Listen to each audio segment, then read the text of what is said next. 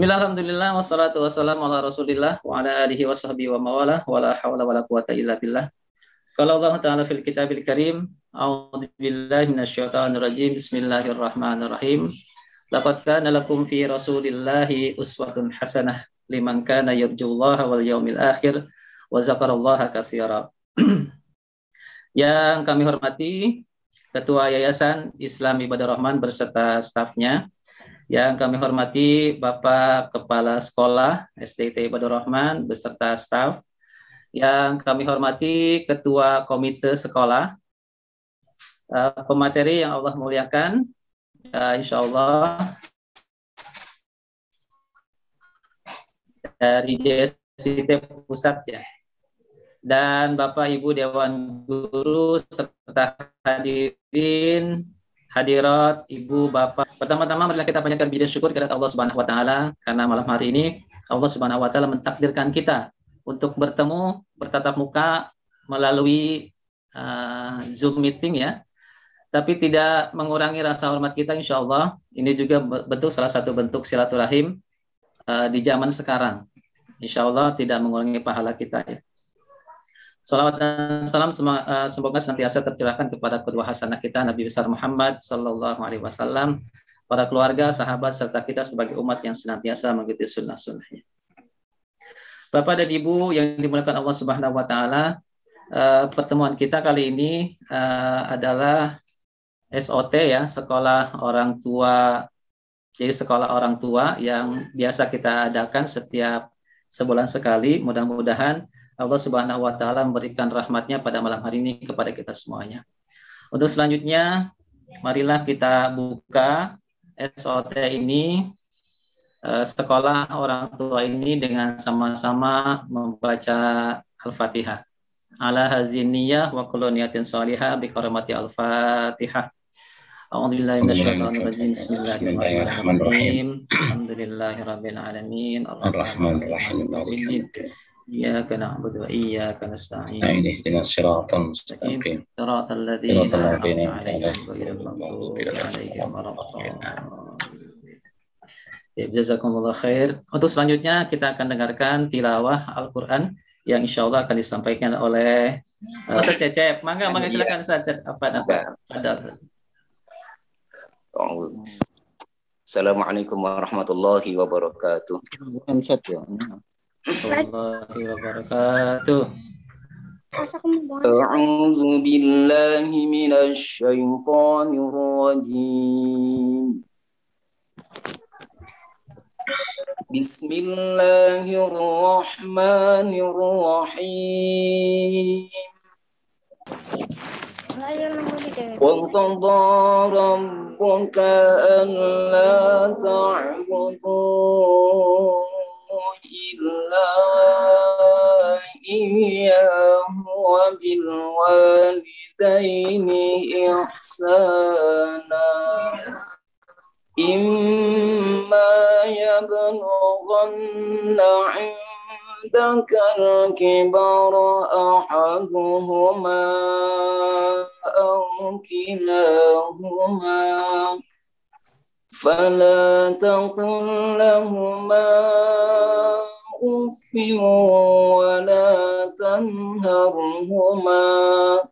ولا تنهرهما وقل لهما قولا كريما واخفض لهما جناح الذل من الرحمة وقل رب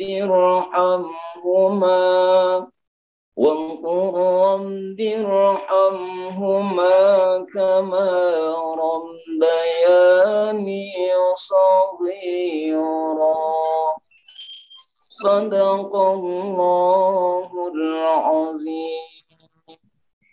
Assalamualaikum warahmatullahi wabarakatuh. Waalaikumsalam warahmatullahi wabarakatuh. Jazakumullah khair Ustaz Cecep yang telah menyampaikan taujih robaniyah kepada kita semuanya dari surat Luqman ya. Insya Allah ini memberikan pelajaran sekali kepada kita semuanya. Tentunya kita semuanya punya orang tua, mari kita sama-sama hormati dan doakan mereka ya insya Allah. Untuk selanjutnya yaitu sambutan yang insya Allah sambutan ini akan disampaikan oleh Ibu Kepala Sekolah SDIT Ibadur Rahman. Dengan segala hormat kepada Epi Yunarni SPD, disilahkan. Ya, jazakallah khair Pak Asep. Bismillahirrahmanirrahim. Assalamualaikum warahmatullahi wabarakatuh. Waalaikumsalam warahmatullahi wabarakatuh. Innalhamdalillah, salatu wassalamu ala rasulillah, wala haula wala quwata illa billah. Asyhadu alla ilaha illallah wa asyhadu anna Muhammadan abduhu wa rasuluh. Yang saya hormati Ketua dan Pengurus Yayasan Islam Ibadur Rahman. Yang saya hormati Coach Joko Winarso MPD selaku pemateri SOT malam ini. Yang saya Ibu wali murid kelas 1, kelas 3, kelas 4, kelas 5, dan kelas 6, juga para dewan guru yang saya cintai, serta anak-anakku yang ikut hadir dalam SOT malam ini. Mudah-mudahan memberikan semangat kepada ayah bunda untuk hadir di dalam acara SOT ini. Pertama-tama, marilah kita panjatkan puji syukur kita kepada Allah Subhanahu wa Ta'ala yang telah memberikan segala nikmat, terutama nikmat sehat, nikmat iman, dan nikmat Islam yang tiada tara.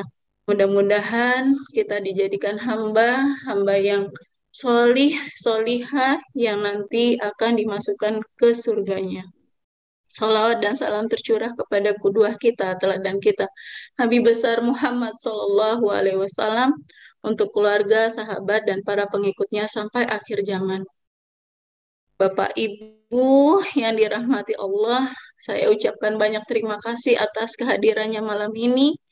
Bapak Ibu, kerjasama orang tua dengan sekolah tidaklah bisa diputus begitu saja.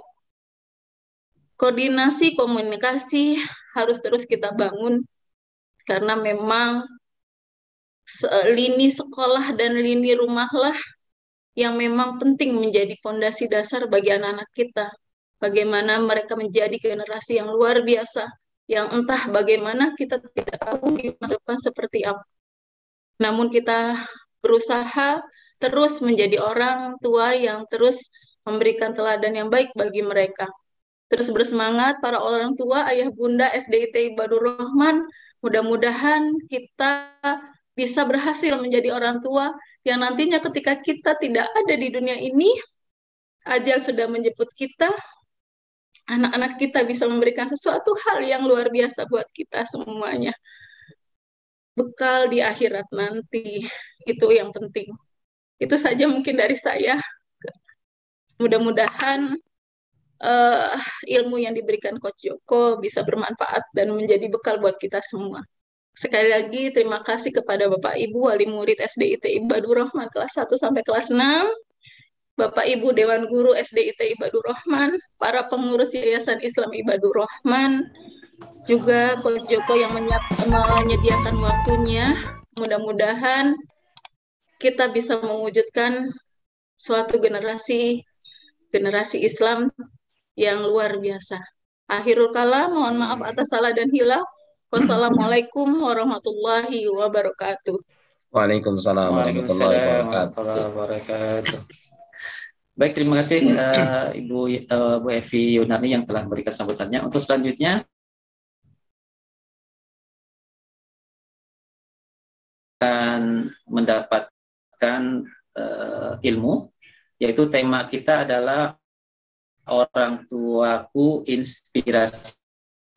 Ini seri membangun keteladanan orang tua kepada anak-anaknya.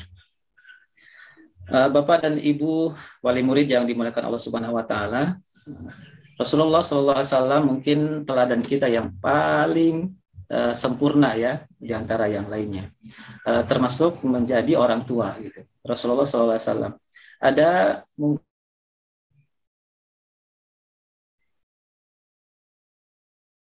Nuh dan istrinya, Nabi Nuh dan istrinya ini adalah Nabi Nuh itu seorang muslim yang taat, sedangkan istrinya adalah adalah seorang kafir ya, dalam arti tidak taat kepada perintah Allah Subhanahu wa taala. Tapi anaknya ini dia mengikuti Nabi Nuh alaihissalam, istrinya ya, mengikuti ibunya, sehingga dia tidak selamat. Siti Masito. Nah, ini pasangan yang sangat luar biasa juga, satunya kafir, satunya muslim taat.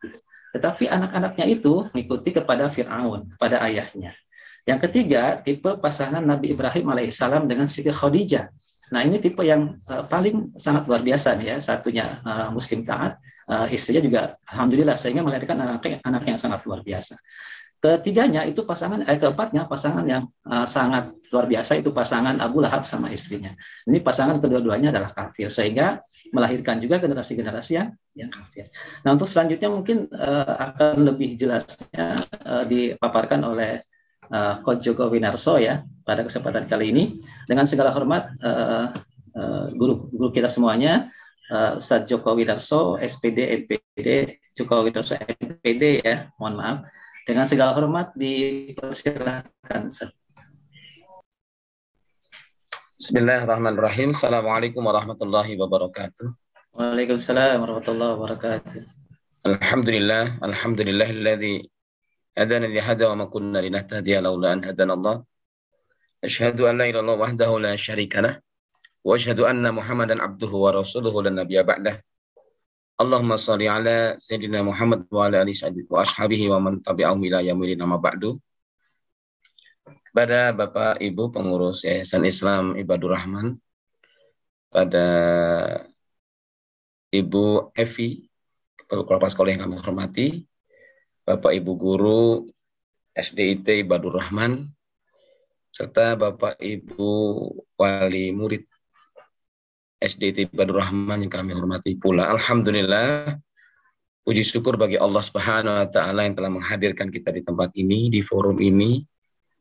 Bukan sebuah kebetulan, ini semua karena takdir Allah yang indah. Mudah-mudahan saya yang di Semarang ya, dari Semarang Anda bisa silaturahim dengan Bapak Ibu sekalian untuk bersama-sama sharing, berbagi terkait dengan bagaimana menjadi orang tua yang senantiasa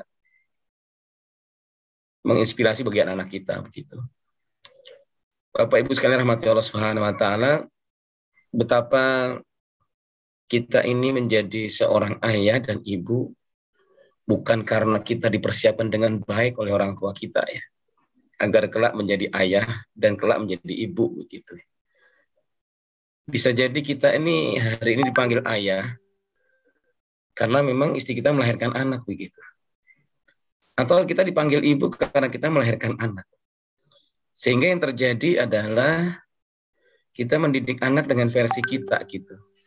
Dengan pengalaman yang memang bisa jadi kita perlu dari orang tua kita dulu, atau mungkin kita melakukan berdasarkan apa yang kita anggap itu baik. Dan anak-anak kita itu tidak punya pilihan Bapak Ibu sekalian. Mereka dipaksa harus terlahir bersama kita. Gitu. Dan mereka nggak bisa memilih bersama dengan ayah seperti apa, atau ibu seperti apa. Gitu.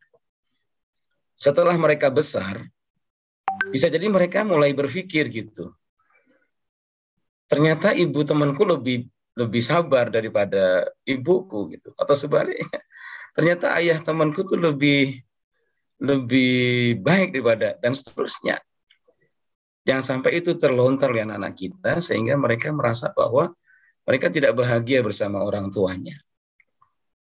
Nah, ini mungkin ada hal-hal yang perlu kita perhatikan, bahwa kehadiran mereka bersama kita apapun kondisinya, bagaimanapun keadaannya, itu adalah anugerah terindah dari Allah Azza wa Jalla. Dan tidak mungkin Allah itu salah memberikan takdirnya. Dan kesadaran itu bisa jadi muncul terlambat begitu. Hari ini saya ingin berbagi cerita saja Bapak Ibu, nanti kita akan mengambil pelajaran. Bagaimana orang tua ini orang tua yang luar biasa begitu. Kita akan belajar dari beliau. Salah satunya adalah wali murid saya di SMP dulu ya. Bagaimana dia memerankan sebagai orang tua yang anaknya sekolah di sekolah IT begitu. Bapak Ibu yang dirahmati Allah Subhanahu wa taala, bersyukur itu sebuah perkara yang mudah diucapkan, namun begitu berat untuk kita laksanakan. Karena bisa jadi kesanggupan kita bersyukur tidak sebanding dengan nikmat yang kita terima. Dan seringkali kita merasakan nikmat setelah satu persatu kenikmatan itu Allah cabut. Baru kita terasa betapa berharganya kenikmatan-kenikmatan yang kita rasakan. Termasuk orang-orang tercinta, terkasih yang bersama kita, yang bisa jadi kita tidak selamanya bisa berbuat baik pada mereka. Gitu. Mungkin orang tua kita. Orang tua kita yang melahirkan kita, membesarkan kita, mungkin sampai tua beliau masih kita repotkan begitu ya. Kita belum sanggup untuk membalas segala kebaikannya. Dan perilaku kita sehari-hari bersama beliau, orang tua kita, itu akan terus tumbuh, dan tumbuh akhirnya bisa jadi anak-anak kita menyaksikan dan melihat bagaimana kita ini berperan sebagai anak orang-orang tua kita. Apakah kita sudah berbakti kepada mereka atau belum? Apakah kita sudah bertutur kata yang lembut pada mereka? Apakah kita sudah ta'zim, menghormati pada mereka? Itu semua anak-anak kita lihat. Dan mereka semua belajar bagaimana menjadi seorang anak kita. Nah, ini kita akan mencoba mengintrospeksi diri kita masing-masing ya. Judulnya hari ini seperti ini, yang mudah-mudahan bisa kita pahami dan bisa kita coba resapi bersama-sama. Bukan saya yang paling hebat, namun kebetulan saya diamanahi malam ini untuk menjadi narasumber begitu ya. Mudah-mudahan saya bisa sedikit berbagi. Anak saya 4 Bapak Ibu. Yang pertama kuliah semester 5. Yang kedua SMA kelas 2, kelas 11. Yang nomor 3 SMP kelas 1. Yang keempat SD kelas 2. Ada 3 putri, 1 putra. Ini foto belasan tahun yang lalu. Jadi bukan foto sekarang. Nah, ini yang sering kita sadari begini nih. Jadi kalau saya ketemu anak-anak SMP atau anak SD begitu ya, kelas 5 atau kelas 4, kelas 6 begitu ya. Adakah yang sudah ditinggal sama orang tuanya gitu ya? Ada, angkat tangan, siapa ayahnya atau ibunya gitu, angkat tangan. Terus kemudian mereka diminta maju begitu. Kira-kira apa yang paling kamu ingat tentang ibumu atau ayahmu gitu. Begitu mereka diminta bercerita tentang ayahnya atau ibunya, nggak bisa cerita apapun kecuali air matanya yang mengalir gitu. Jadi itu yang terjadi setiap kali saya ketemu dengan anak-anak gitu. Baik itu anak SD, SMP maupun SMA, itu sama semua. Ketika mereka mengenang orang tua yang sudah nggak ada, yang ada rasa bahagia dan bangga begitu ya pada orang tuanya. Namun mereka terlambat gitu ya, bilang terima kasih dan bilang minta maaf sama orang tuanya gitu atas segala pengorbanannya. Nah, ini yang kita ingin mengajarkan kepada anak kita untuk menjadi manusia yang pandai berterima kasih. Dengan menjadikan kita sebagai orang tua yang juga orang tua yang pandai berterima kasih kepada anak kita dan pada orang tua kita begitu. Dengan begitu kita akan terlihat dilihat oleh anak-anak kita ini emang orang-orang yang tidak sekedar menasehati, tapi kita benar-benar orang yang pandai berterima kasih. Karena mereka sering terlambat begitu. Jangan sampai anak-anak kita menyadari bahwa orang tuanya itu berharga, orang tuanya luar biasa setelah kita nggak ada. Walaupun kita nggak butuh terima kasih anak-anak kita, tapi kasihan mereka kalau mereka menjadi anak-anak yang tidak pandai bersyukur gitu. Nah, ini kita harus ajarkan kepada mereka agar mereka bersegera untuk menyadari itu. Bapak Ibu yang dirahmati Allah Subhanahu wa taala, inilah semua kondisi anak-anak kita dulu seperti ini ya. Begitu terlahir semuanya menyenangkan. Semuanya tidak ada yang membuat kita sedih seperti apapun. Bahagia semuanya. Ke kantor kalau mau, ya pengennya segera pulang mencium anak, menggendong anak gitu ya. Usia segini tuh seneng-senengnya gitu ya. Mulai tumbuh gitu ya, mulai merangkak gitu ya. Mulai agak jalan-jalan, mulai narik-narik taplak gitu ya. Narik-narik kain, narik gelas pecah mulai. Nah, ini mulai tuh kita jengkel-jengkel gitu ya. Mulai kita sebel gitu ya, mulai kita gemes gitu ya. Kadang-kadang lisan nggak terkontrol, kadang tangan pun juga tidak terkontrol gitu ya. Kalau mulai besar, makin besar, memori kita tentang dia waktu kecil itu seperti hilang gitu ya. Jadi kita lebih melampiaskan amarah daripada mencoba untuk sabar gitu. Saya ingat sekali kisah seorang yang anak ya, yang udah sukses gitu. Dia seorang ibu yang sederhana, Bapak Ibu. Ibu sederhana. Itu yang cerita anaknya. Ya. Anak ini selalu diberi sarapan sama gitu. Sama ibunya tuh. Nggak tahu kenapa ibunya ini. Sarapannya lauknya sama terus. Sampai anaknya bosen ya. Bosen akhirnya dibanting itu piringnya sama nasinya. Coba Bapak Ibu kalau menyaksikan anaknya begitu, kira-kira Bapak Ibu mau ngapain tuh? Ini sarapan dibanting tuh sama anaknya tuh, sama nasinya, sama lauknya, karena nggak suka. Yang muncul, waduh, ini anak nih, mau diapain nih anak nih gitu ya. Nah, kadang-kadang udah marah tuh kita, kadang lisan nggak terkontrol gitu. Nah, yang dikenang oleh anak ini adalah ibunya itu, orang tuanya, terutama ibunya, selalu dengan hal yang sama yang dilakukan. Setiap anaknya melakukan kesalahan-kesalahan itu, dia peluk anaknya.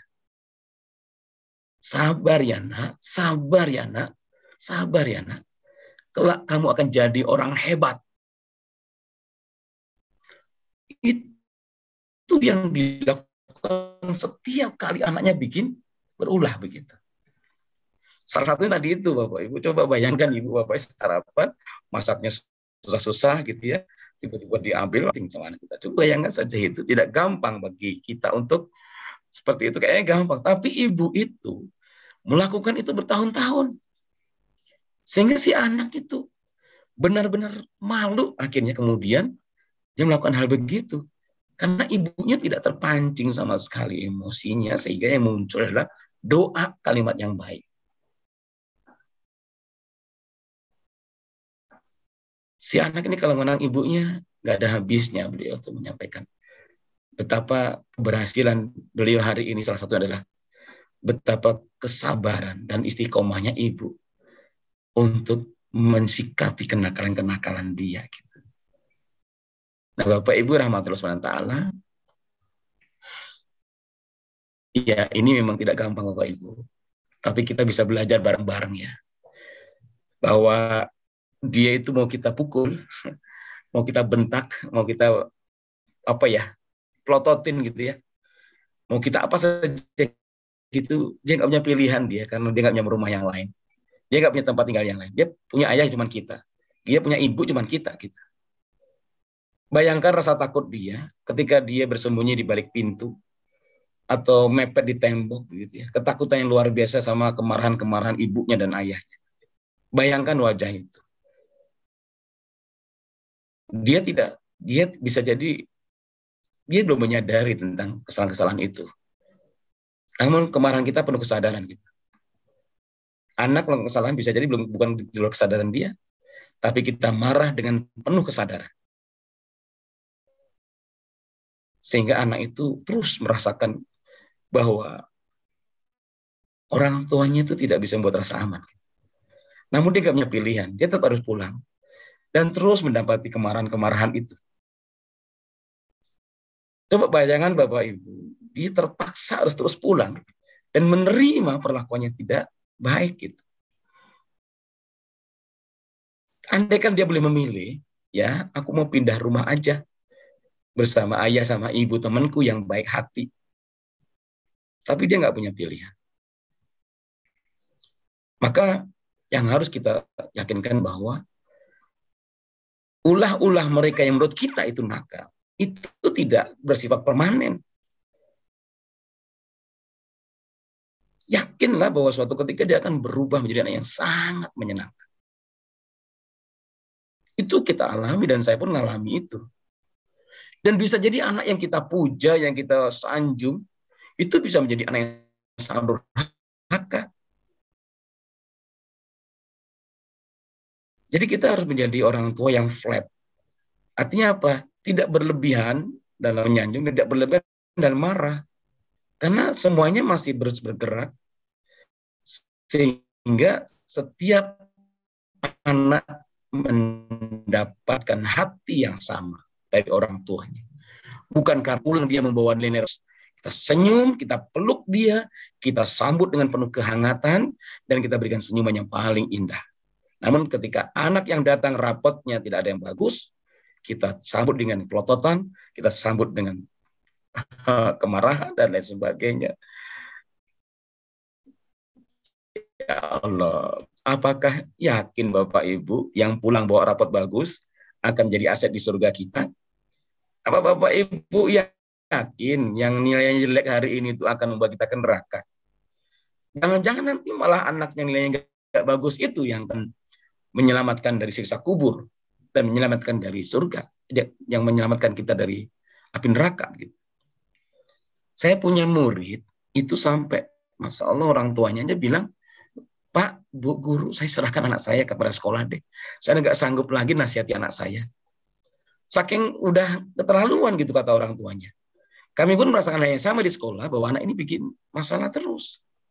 Tapi karena ini memang kami kewajibannya dalam menerima dia dan mendidik dia, ya sudah kita terima dengan kesabaran. Kita berharap mudah-mudahan dia suatu ketika mendapatkan hidayah gitu.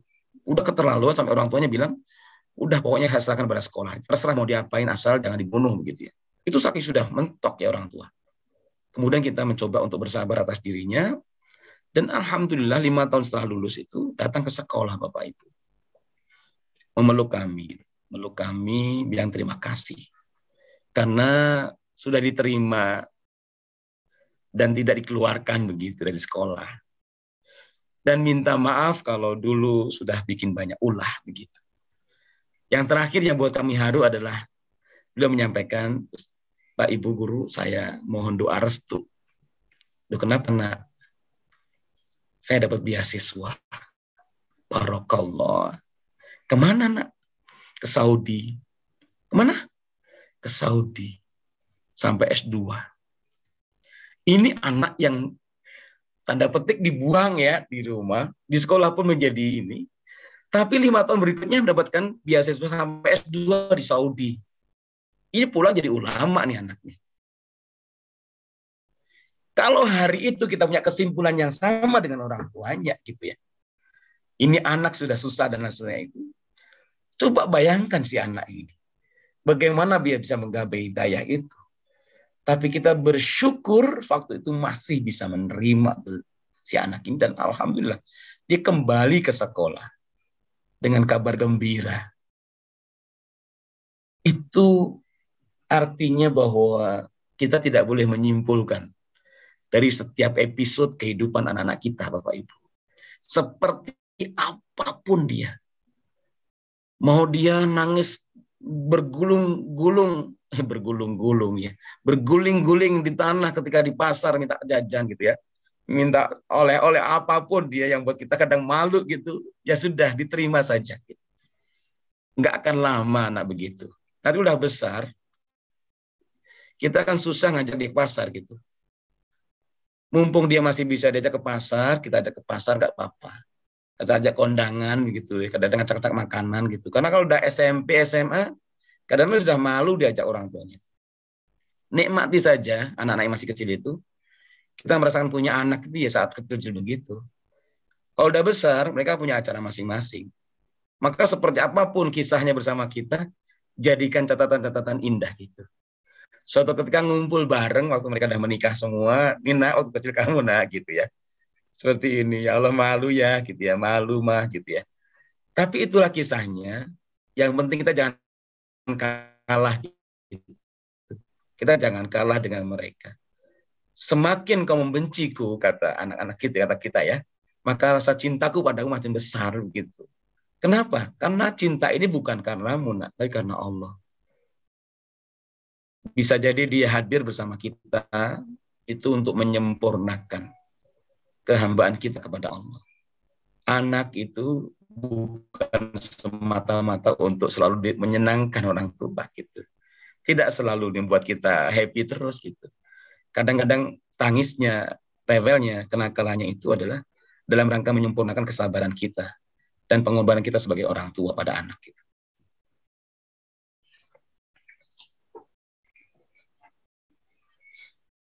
Tidak ada anak yang lahir tiba-tiba pintar gitu ya, tiba-tiba hebat gitu. Saya tanya sama murid saya yang jago panahan ya, waktu itu juara gitu ya, juara provinsi.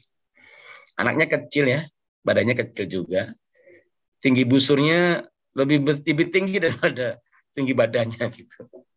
Tapi dia bisa panah itu 50 meter sampai 100 meter tuh bisa tepat sasaran gitu. Saya bingung. Saya mendekati dia, pinjam saya gitu. Tubuh saya lebih besar. Terus saya bilang sama dia, harusnya saya lebih kuat daripada kamu dan lebih hebat daripada kamu. Saya mencoba megang anak panahnya, busurnya, dan ini saya coba lepaskan dalam waktu 5 meter atau 10 meter ya. Saya masih bersyukur karena masih mengenai gabus yang nempel sasaran itu ya, tidak lewat gitu ya. Saya coba berkali-kali untuk mengenai tengah itu, ternyata nggak pernah saya dapat gitu. Terus saya bilang sama dia, kok kamu bisa ya? Dia cerita sama saya, Pak Guru, saya begini bukan karena saya hebat gitu. Karena saya melatih diri saya dan mewajibkan diri saya itu setiap hari. Selain saya harus tilawah, hafalan, murojaah, saya juga punya kewajiban melepaskan anak panah setiap hari 200 kali. Begitu ya? Berapa lama ini? Udah lama. Oh, berarti kalau saya mau ngelahin kamu, saya harus 250 ya sehari ya? Mungkin gitu, Pak. Gitu ya. Artinya BM menjadi hebat bukan karena tiba-tiba hebat. Tapi dia butuh proses panjang dengan yang benar. Artinya walaupun dia itu seorang atlet, namun Quran tidak pernah lepas dari dirinya. Kemanapun dia berlomba, di sakunya selalu ada Quran.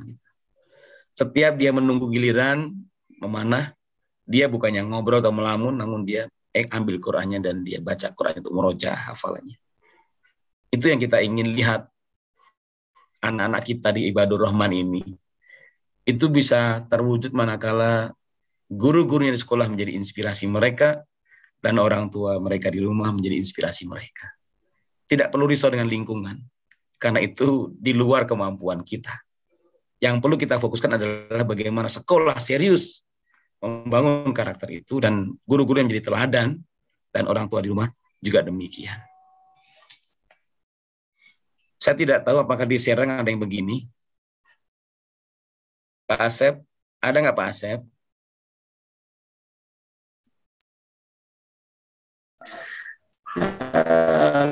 Kurang tahu, Ustaz. Mungkin ada juga kali ya. Bu Evi, gimana Bu Evi? Di Serang ada nggak ya anak-anak begini yang suka tawuran, karena pacaran begitu ya, anak-anak sekolah gitu ya? Ada, Ustadz. Ya. Ada.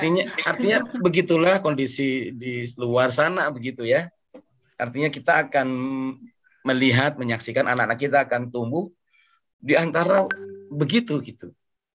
Kita jarang lihat anak-anak muda sekarang ini yang rajin ke masjid, yang rajin ngaji gitu. Mereka udah mulai malu. Yang rame mall, yang rame tempat-tempat berkumpul, motor gitu ya, di alun-alun dan sebagainya itu. Jadi kalau mereka mau jadi anak baik gitu, yang baca Quran gak punya teman, sedikit temennya gitu ya. Kadang-kadang jadi bahan bully gitu, kadang-kadang kalau jadi anak baik gitu. Maka mereka semakin gak percaya diri gitu untuk jadi anak baik. Kalau mereka dikurung di rumah, kasihan juga gitu, karena mereka makhluk sosial gitu yang butuh interaksi dengan yang lain. Dilematis memang. Maka solusinya adalah kita harus memberikan mereka bekal yang kokoh gitu. Semenarik apapun teman-temannya, adalah sesuatu buat dia, tidak akan menggoyahkan dia untuk memilih di luar gitu. Maka orang tuanya tetap menjadi pilihannya. 3 hal ini adalah trilogi pendidikan. Keluarga, sekolah, dan masyarakat. Maka itu kita tidak sanggup untuk membangun kondisi itu, maka paling tidak kita bisa dua-duanya kerjasama nih, sekolah dan keluarga. Nah, hari ini kita akan bicara bagaimana rumah itu benar-benar menjadi benteng yang paling kokoh gitu ya. Kita lihat anak ini ya, Bapak Ibu sekalian. Ini anak ini lahir cacat begini ya.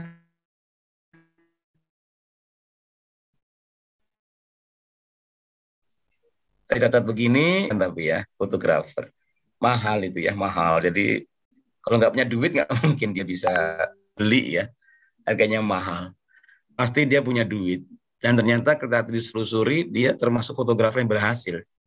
Karena dia sudah beberapa kali pameran tunggal di Singapura, di India. Kenapa dia bisa sehebat itu ya? Yang jelas dia itu anak yang nggak beruntung sebenarnya karena dia dibuang sama orang tuanya. Dibuang karena orang tuanya malu ya. Orang tuanya malu, kemudian dipelihara sama pamannya.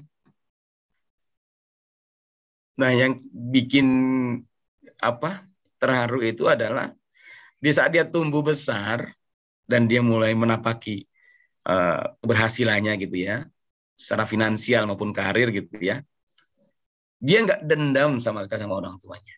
Tidak dendam sama sekali. Coba bayangkan Bapak Ibu, dibuang loh Bapak Ibu, ini dibuang. Dan dia tahu itu dibuang, dia cerita sendiri. Tapi dia nggak marah, nggak dendam. Ini dalam tanda petik kayak di negeri dongeng gitu ya.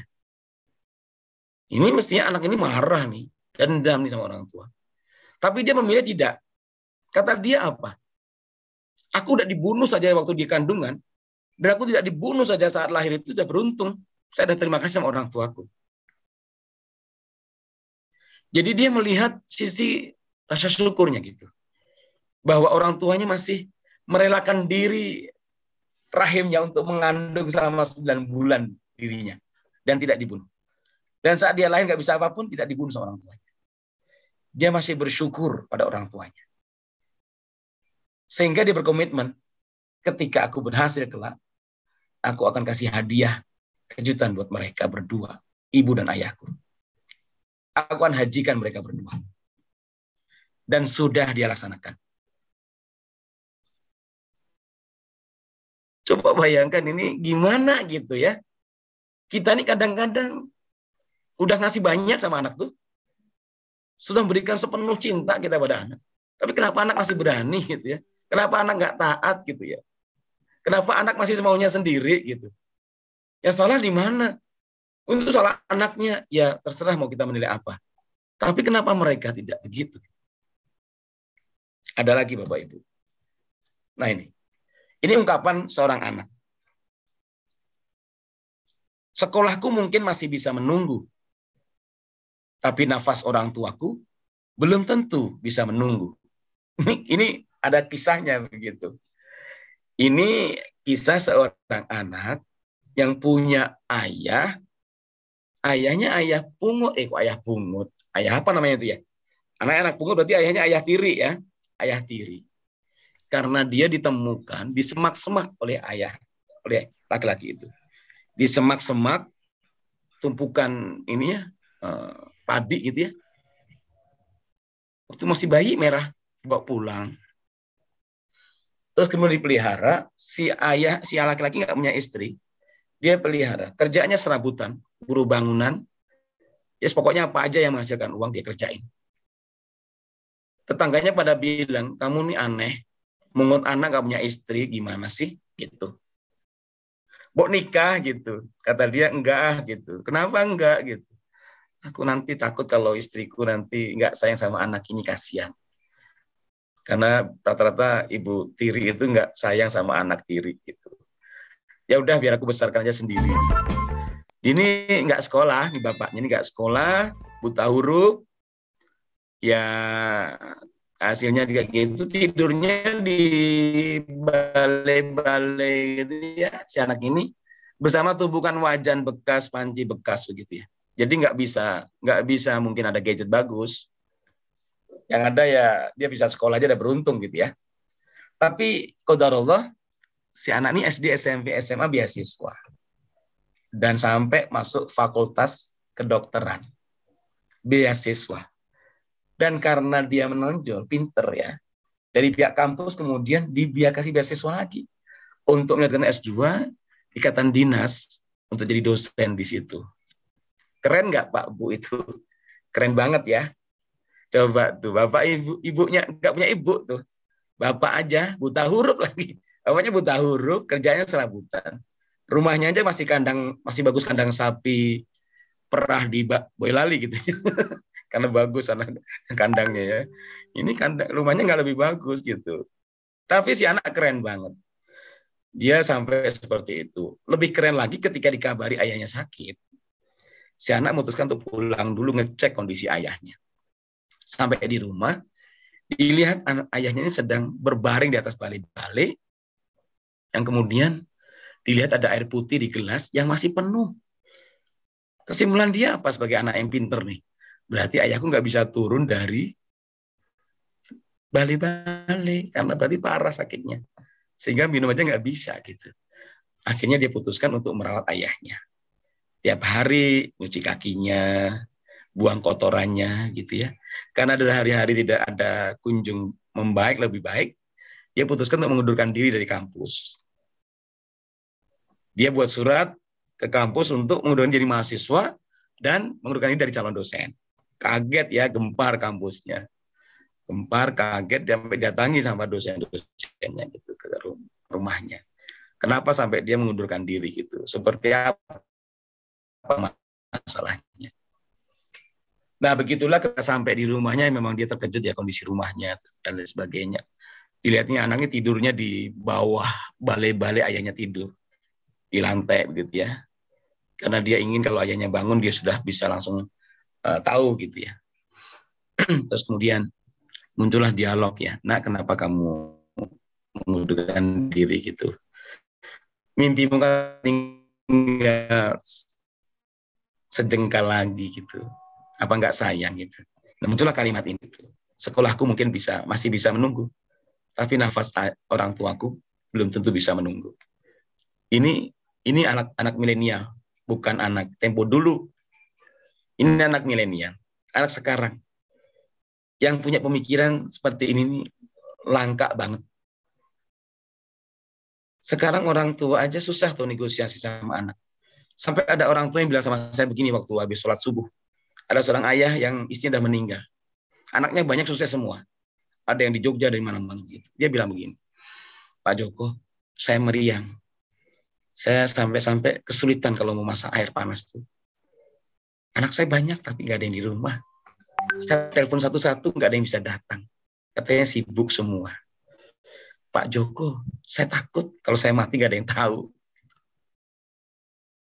Coba bayangin ya, dia itu udah berjuang ya habis-habisan ya untuk anak-anaknya. Tapi ketika anaknya butuh nih, karena dia sendirian, nelpon satu nggak ada yang bisa pulang. Sekedar nengok aja memastikan ayahnya seperti apa. Nggak sempet. Dan ini banyak kasus seperti ini. Pertanyaannya kenapa gitu? Kenapa sih ini bisa? Anak ini nggak bisa. Apakah dia nasihatnya lebih canggih? Si bapak ini yang anaknya dokter nih. Apa dia keren gitu? Apa dia fasilitasi dengan fasilitas yang mewah anak-anaknya? Apa dia di tempat tinggal yang bagus? Tidak. Saya yakin si orang tua ini nggak banyak nasihat gitu, karena dia bukan orang yang punya referensi banyak gitu ya. Tapi si ayah ini terbaca, terlihat, dan bisa dirasakan ketulusannya pada anak. Tidak pernah mempertanyakan semua pengorbanannya. Tidak pernah mempertanyakan seluruh yang dilakukan. Dia tulus benar-benar mencintai anaknya tanpa balasan apapun. Disitulah anak menangkap sebuah totalitas. Dan si anak tergerak hatinya untuk melakukan lebih pada ayah. Kadang kalau kita ini kemudian berhitung-hitung, mama kurang apa? Kemarin kamu minta ini, minta itu, tak belikan semua. Minta ini. Balasanmu apa? Semakin dikatakan begitu, anak semakin tidak taat. Ya sudah, yang kita berikan pada anak itu bagian kewajiban kita. Nggak usah disebutkan lagi. Nggak usah khawatir anak itu lupa. Karena anak walaupun hari ini lupa, tapi Allah nggak akan pernah lupa. Semua kebaikan kita pada anak tercatat begitu indah di catatan Allah Azza wa Jalla. Maka kalau kita katakan pada anak, maka habis sudah semua kebaikan kita. Satu lagi Bapak Ibu, ini jam berapa ini Bu Evi? Saya nggak lihat jam. Jam 9 kurang 3 menit, Ustaz. Baik, berarti jam 9 selesai ya. Gimana Bu? Iya, kalau ini ya. Ini cerita terakhir ya, ini murid saya nih. Murid saya. Nanti silakan diambil kesimpulannya. Namanya Muhammad Erwin Altof. Lihat wajahnya biasa aja. Normal-normal saja. Tapi perlu Bapak Ibu ketahui sejak kecil dia tunarungu. Sejak kecil. Otomatis anak tunarungu itu berarti tunawicara ya. Nggak bisa ngomong. Be. Ini sama orang tua yang waktu konsultasi dengan ahli begitu ya. Jangan sekolah di SLB. Nanti anak semakin terbatas kemampuannya. Sekolahkan tempat umum yang mau menerima. Dan kami salah satu sekolah yang mau menerima dia.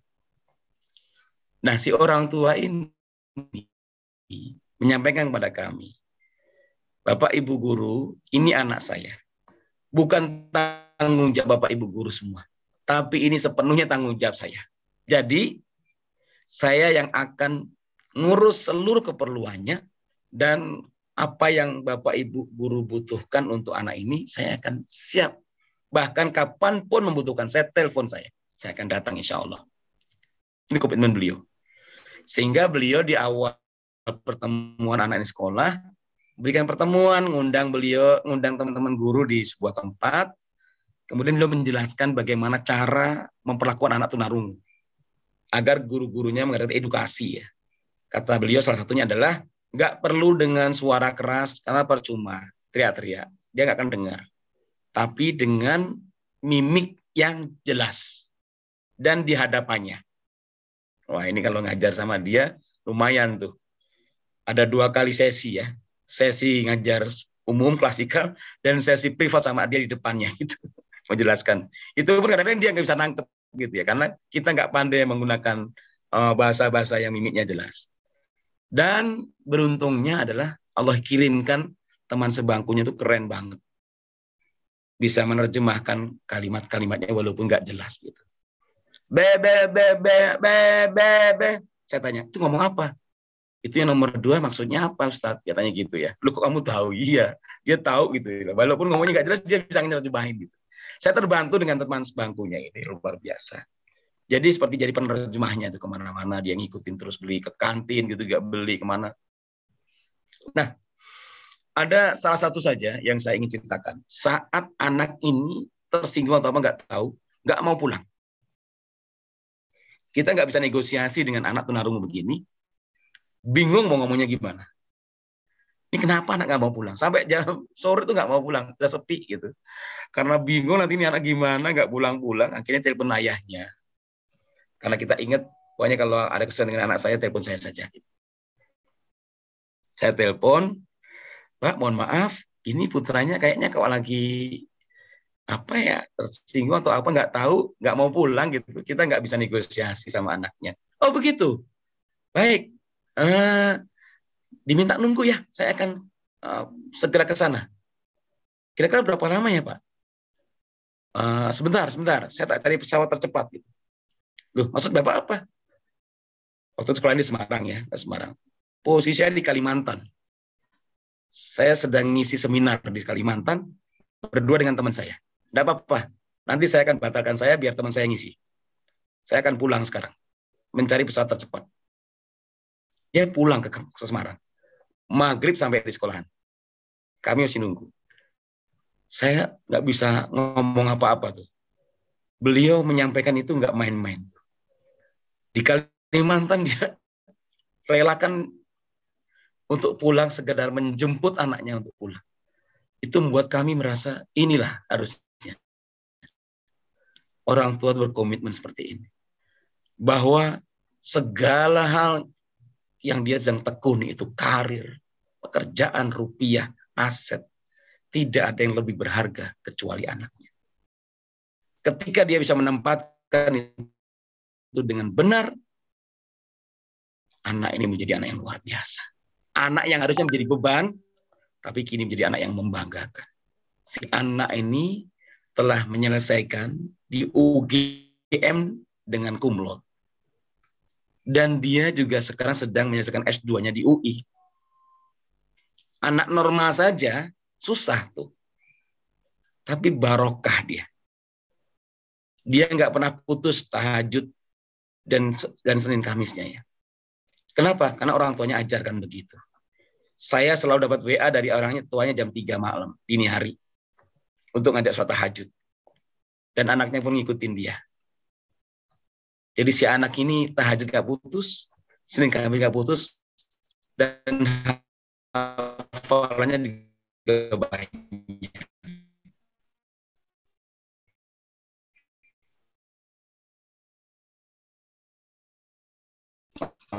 Masalah Bapak Ibu bisa jadi yang kita sangka nggak baik kan lakum wa asa an tuhibbu syai'an wa huwa syarrul lakum wallahu ya'lamun wa antum la ta'lam. Maka mudah-mudahan yang sedikit kisah-kisah ini mampu memberikan kita inspirasi sebagai orang tua yang memang kita sedang belajar banyak. Belum tentu saya yang bicara lebih baik. Namun saya berbagi cerita ini adalah sebuah kisah nyata yang saya hadapi, yang mudah-mudahan kita bersama, saya dan Bapak Ibu sekalian bisa belajar dari beliau-beliau ini, sehingga kita benar-benar menjadi orang tua yang senantiasa menjadikan energi buat anak-anak kita untuk menepis, melawan segala deraan arus di luar sana yang luar biasa, sehingga dia tetap tegak berdiri menjadi dirinya yang mampu menjaga kehormatan keluarganya. Demikian, Assalamualaikum warahmatullahi wabarakatuh. Waalaikumsalam warahmatullahi wabarakatuh. Masya Allah, luar biasa nih ya, pengalaman-pengalaman yang sangat luar biasa di Ustadz. Dari pengalaman-pengalaman yang bukan secara cerita ya, tapi memang ini adalah kenyataan. Intinya mungkin saya bisa menangkap beberapa inti daripada penjelasan Coach Joko ini ya. Yang pertama, kita harus menjadi orang tua yang flat, dalam arti sedang begitu, tidak terlalu emosional ataupun tidak terlalu memanjakan gitu. Tentunya kita sebagai orang tua ingin menjadikan anak-anak kita dekat dengan Al-Quran, bisa hafal Quran, dan sebagainya. Nah, tentunya ini harus mencari pendidikan yang memang bisa menjadikan anak seperti itu, begitu. Karena anak dilahirkan tidak langsung sukses, tapi butuh proses yang sangat panjang tentunya. Terus juga ada trilogi pendidikan dari keluarga, sekolah, dan masyarakat. Ya, minimalnya keluarga dan sekolah, karena memang keluarga ini adalah merupakan madrasatul ula ya. Jadi madrasah pertama bagi anak-anak kita gitu. Sehingga di keluarga inilah kita butuh menjadikan diri kita sebagai orang tua menjadi inspirasi bagi anak-anak kita gitu. Kita sebenarnya punya waktu 5 menit lagi Ustadz. Mungkin tapi karena udah malam ya. Mungkin kita sampai sini aja gitu Pak ini Kak Joko atau gimana? Di agenda sih 5 menit lagi sampai 9:30. Ada beberapa kalimat begini ya, saya boleh sampaikan di closing aja.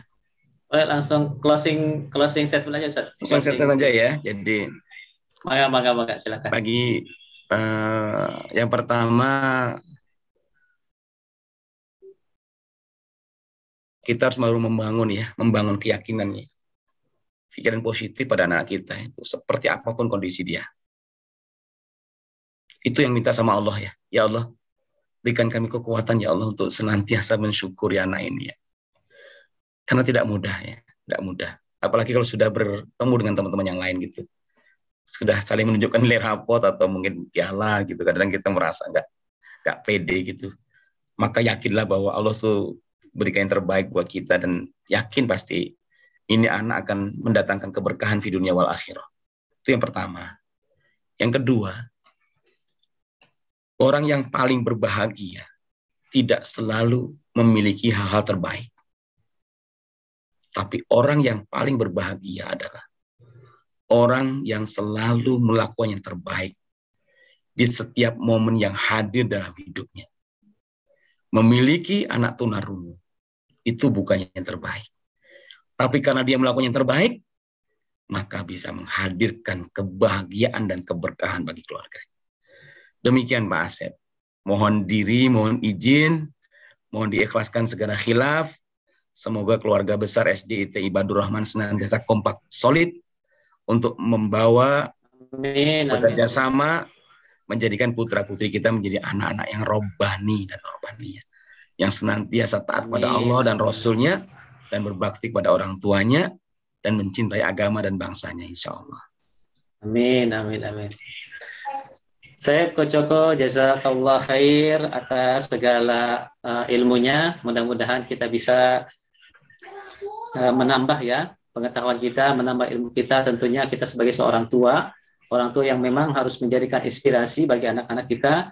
Tentunya anak-anak kita itu inginnya kita itu menjadi generasi yang memang bisa membanggakan, bisa membahagiakan, baik di dunia maupun di akhirat kelak, insya Allah. Dan mudah-mudahan doa-doa kita Allah kabulkan ya. Insya Allah. Alhamdulillah tadi yang hadir sekitar 327 wali murid ya. Mudah-mudahan ini merupakan sebuah keberkahan kita tersendiri. Untuk terakhir, saya mohon maaf kalau bisa ada kesalahan baik dari kata-kata maupun dari sesuatu yang baik sengaja maupun tidak sengaja. Untuk terakhir, kita sama-sama tutup dengan membaca hamdalah. Alhamdulillahirabbil alamin. Doa kafaratul majlis. Subhanaka Allahumma wa bihamdika asyhadu an la ilaha illa anta astaghfiruka wa atubu ilaik. Kami mohon maaf dari semua Dewan Guru.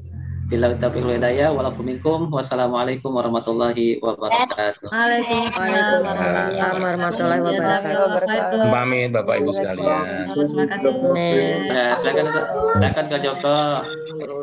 Selamat beristirahat semuanya. Enggak.